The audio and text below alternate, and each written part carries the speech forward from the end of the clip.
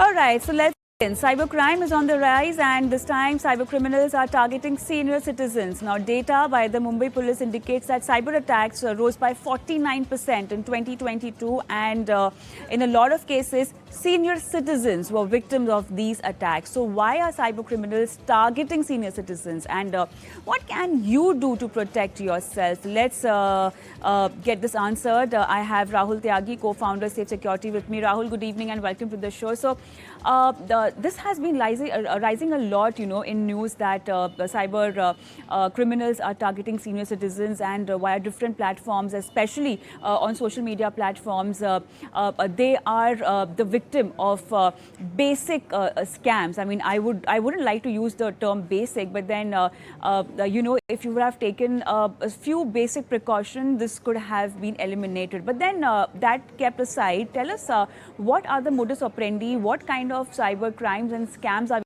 talking about, which are specifically targeted to senior citizens? So thank you, Kavita, so much for having me on the show. So I just want to tell viewers that, see, though India is considered to be one of the youngest population in the world, but still there is a huge chunk when we talk about senior citizens. So in fact, in 2021, we were having people who are at the age of 60 and 60 above were 138 million. And that population will go, that senior citizen population will go from 138 million in 2021 to 194 million by 2030. So it's a huge chunk of people who are not that tech savvy. And that's one of the first reasons why they are being targeted. And senior citizens they have their life earning in their bank accounts and all, which basically attracts these cyber criminals. And if they were able to get into one person's bank account, their whole entire life's earning can be stolen by these criminals, which is having a better success ratio rather than doing a small scam or be some other kind of scam with anyone else. Now, what type of scams and modus operandi these criminals do? There are top 5 crimes which basically they run on senior citizens. First is video call blackmailing scam. Now, imagine a senior citizen with the age of 70, they got an unknown number call they call from an unknown number, a video call on WhatsApp. And when he picks the call, there's a girl on the another side, which will perform an obscene action. And then after that, they will take a screenshot of that. And then they will tell that individual, give us money, otherwise we will reveal this information, this picture anywhere else, or maybe to your family members.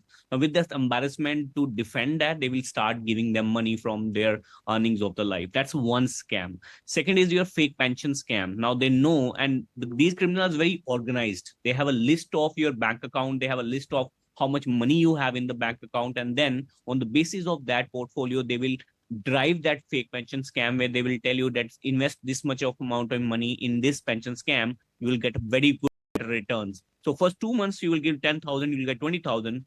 And after that, when you increase the premium rate, so on and so forth, at the end of a couple of months, you will see that you have lost more than 10 to 20 lakh rupees, but in that return, there is nothing came back. And the third is basically identity theft, pension stealing. Now, in this scam, what they will do is they will get your Aadhaar card by calling you first time. They will get your PAN card calling you next time. And slowly with number of calls, number of emails, they will try to capture an entire information of your identity, which can taken to a bank or can be taken to any financial institute or maybe government website to claim that you are the original person, you are the real person, and you want to change your pension amount to another bank account. So stealing your identity and transferring your entire pension into another account which doesn't belong to you, that's the third scam. Third and fourth and fifth scam is screen sharing fraud, where they will call you from a bank or something, and they will say that install this application and then we will be helping you with this type of premiums, or maybe you'll get 5G data, so and so forth. And the last is wallet scams. You'll be getting an SMS that your amount has been detected from your bank account or your Paytm or your any other wallet. And to know the transaction detail, click on this link. Now, what people do mistake here, they will click on the link, but they do not go to the application to check whether that amount has been detected or not. So in total, these are the 5 scams which usually run on senior citizen and other people. But we have seen if after pandemic and in the pandemic, people are pretty much getting proficient in this. And in most of the cases, the funny thing is that there are certain people who have kind of black money with them, and these criminals know about them. So they will try to steal money from them because they know that they will not gonna do the police complaining because they don't want to reveal that information that that money is being stolen. So yeah, Kavita.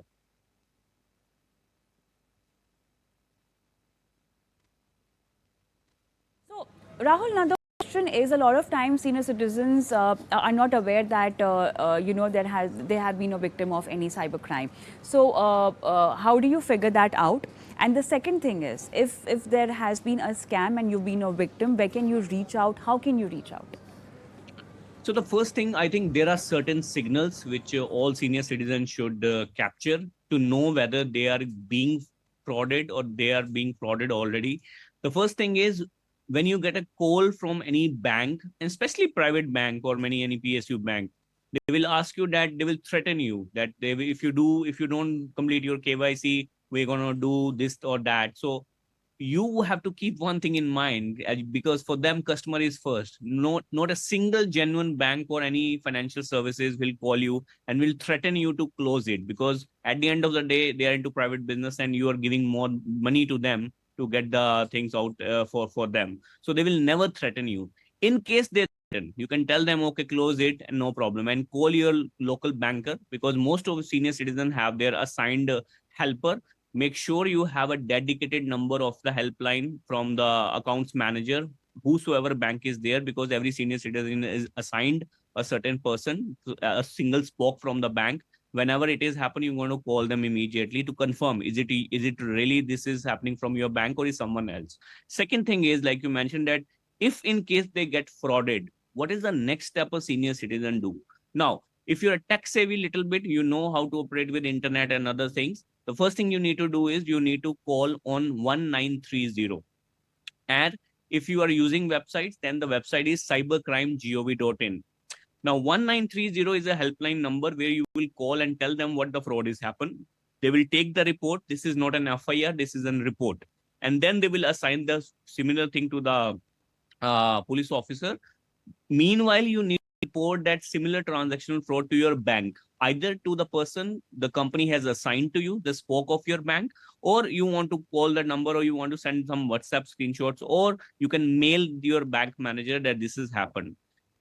Most important thing here is that along with your bank account, you need to call RBI also on their helpline number to register that this fraudulent transaction happened to you. More people, in my case, what I have seen, that people do not report to RBI, they only report to bank. That is not the complete checklist, so that you will not get the money back usually. So the first thing you need to do is 1930. Second, report to your bank. Third, you need to call a number known as 114448. Again, I am repeating number 114448. This is the number RBI has given as a helpline for all the fraudulent transactions. If it has happened, report there. And if you want to use a website which is given by the RBI, that is for a complaint, is known as cms.rbi.org.in. Again, I repeat, cms.rbi.org.in.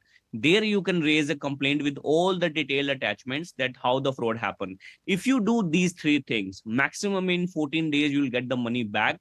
In 95% cases, I can say you get whole money back, but if it is a large amount, then the investigation takes place a longer time of period. But any payment below 50,000 rupees, you will get it for sure within next 7 days. All right, so these things to keep in mind, especially for senior citizens against whom we are seeing that the cyber crimes are on a rise. Thank you so much, Rahul, for being on the show and helping our viewers with that today. Thank you, Kavita. We move on, and then now